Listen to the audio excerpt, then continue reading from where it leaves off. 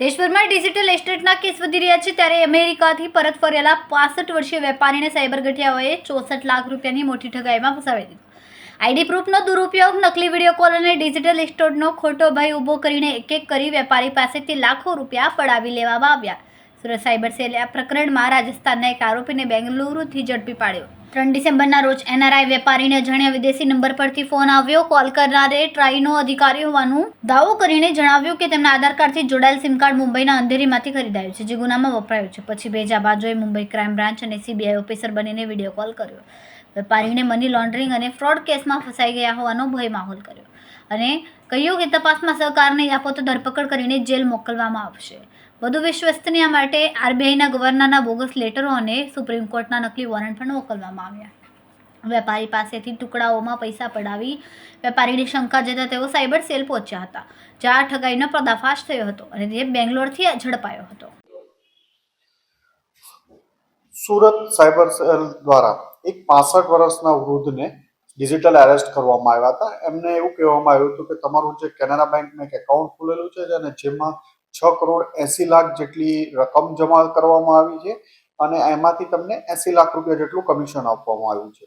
જેના લીધે જેટ એરવેઝનું જે ફાઇનાન્શિયલ ફ્રોડ પહેલા જે નરેશ ગોયલના છે એ સ્કેમમાંથી આમાં પૈસા આવેલા છે અને એમાં વિક્ટીમના હસબન્ડે સુસાઇડ કરી લીધું છે અને એમાં પણ તમને એરેસ્ટ કરવાના છે. એવું પ્રેશર અલગ અલગ એને સીબીઆઈ, આરબીઆઈ એના લેટર પેડ, વોરંટ વગેરે બતાવી અને એમની પાસેથી 64 લાખ રૂપિયા જેટલી રકમ પડાવી લેવામાં આવી હતી. સુરત સાયબર સેલ દ્વારા આ ગુનાની તપાસ દરમિયાન એમને કર્ણાટક બાંગ્લોરમાં એક ઇસમ મદનલાલ સન ઓફ મગનારામ બરસિંગા બિશ્નોઈ ને મુદ ફલોદી રાજસ્થાનનો રહેવાસી છે, જે કર્ણાટક હાલમાં રહેતો હતો અને કર્ણાટક બેંગ્લોરથી એની ધરપકડ કરવામાં આવી છે અને એની પૂછપરછ ચાલુ છે.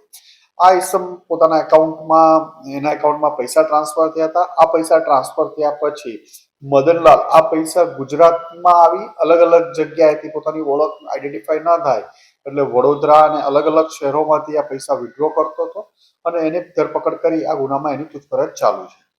આરોપી સ્કેમ કરવા પહેલા કઈ રીતની લોભામણી વાતો નહોતી કરી. એમણે એને ધમકાવ્યા હતા કે તમને સીબીઆઈના નામે કે તમે તમારા એકાઉન્ટમાં જેટ એરવેઝમાં જે ફ્રોડ થયેલું છે એ એના 6 કરોડ 80 લાખ જેટલા તમારી એકાઉન્ટમાં ટ્રાન્સફર થયા અને એમાંથી 80 લાખ જેટલું તમને કમિશન મળ્યું છે અને જે વિક્ટીમ છે એના હસબન્ડે સુસાઇડ કરી લીધું છે એમાં પણ તમને એરેસ્ટ કરવાના છે. એવું પ્રેશર કરી અને એમના ફેમિલી મેમ્બર્સને ધરપકડ કરશે એવું પ્રેશરાઇઝ કરી અને એમની પાસેથી 64 લાખ રૂપિયા જેવી માતબર રકમ પડાવી પાડવામાં આવી હતી. સુરત શહેર પોલીસ અને સુરત સાયબર સેલ દ્વારા અવારનવાર અવેરનેસના પ્રોગ્રામ રાખી કહેવામાં આવે છે કે કોઈ પણ સીબીઆઈ, પોલીસ ક્યારેય કોઈ ડિજિટલ એરેસ્ટ કરતા નથી, આવી કોઈ ધરપકડ કરવામાં આવતી નથી. પોલીસ ક્યારેય આવી રીતે વોરંટ ને એવું ઓનલાઈન તમને પ્રેશર કરી બતાવતું નથી. તો પૈસા ન આપવા માટે ફરીથી અપીલ કરીએ છીએ કે તમે આવા સ્કેમનો ભોગ ન બનો અને કંઈ જ આવું ફ્રોડ હોતું નથી. જો કંઈ આવું તમને કોલ આવે તો તુરંત નજીકના પોલીસ સ્ટેશન અથવા સાયબર સેલનો સંપર્ક કરો અને ભોગ બન્યા હોય તો પણ કોઈ પણ સમય બગાડ્યા વગર તરત પોલીસનો સંપર્ક કરવો જોઈએ. હમણાં 19 દિવસ સુધી 65 વર્ષના વૃદ્ધ ડિજિટલ એરેસ્ટ થયેલા હતા.